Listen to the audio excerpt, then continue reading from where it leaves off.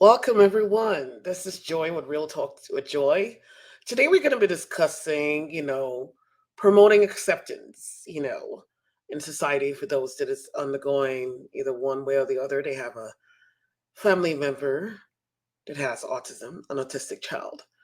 I have actually had an opportunity to work with autistic individuals, both young and the adults as well, in group home settings in the past, and also interacted one on one with some autistic children and also their family members and friends, etc.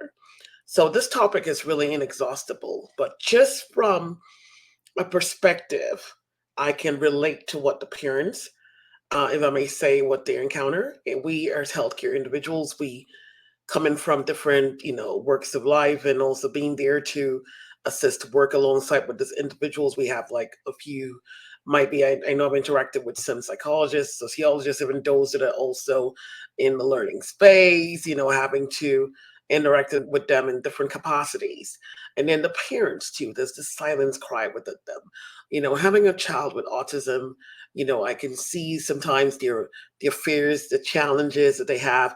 It can also even bring a wear and tear into the relationship, a strain, in the relationship, the marriage, and the finances, the financial burden is really, it amasses something else. So that's why it's really important to reach out to, governmental agencies or the community for support. And also the community at large, also the society. I don't want you to throw shade on them, making them feel the stigma because it's already there. Sometimes they do feel it, but they try to overlook that stigma, and then certain times the community, they frown upon it or just try to, ostracize, the family members or the friends of those that have either a child or a family member with, autism, which is so unfair. You need to understand that this individuals did not negotiate to be born like that. This, so the crisis is there. There's a cry for help. So that's why most of the family members, they try to, communicate or associate with like-minded individuals, and also those, having meetup groups where they're able to have one-on-one meets with this group members and feel that inclusiveness, as that I do understand what you're going through.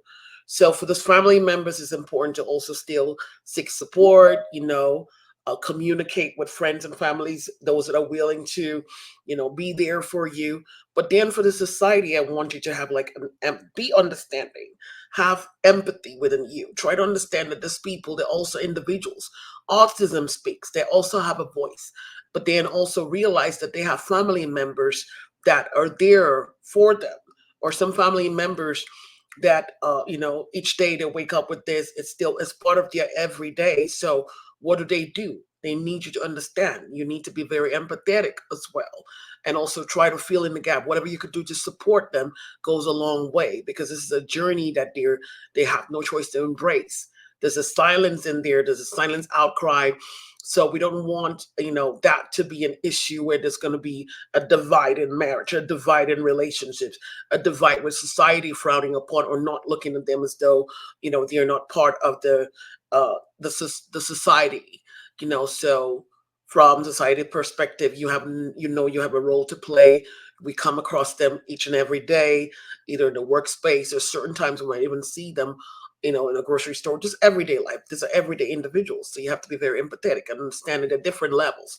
We have some that are high functioning, you might not really notice it clear.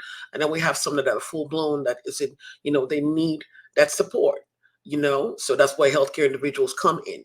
You need to be very knowledgeable about this. Which society is your place to be knowledgeable, know how to handle this individuals, know when to seek for support as well, and also just advance your knowledge and work with these people. Try to walk a day in their shoes. I mean, the family member's shoes or their parents' shoes. You know that sometimes it could be frustrating. The burden, the financial wear and tear, health crisis. It's a lot. It's a massive. It's just a lot.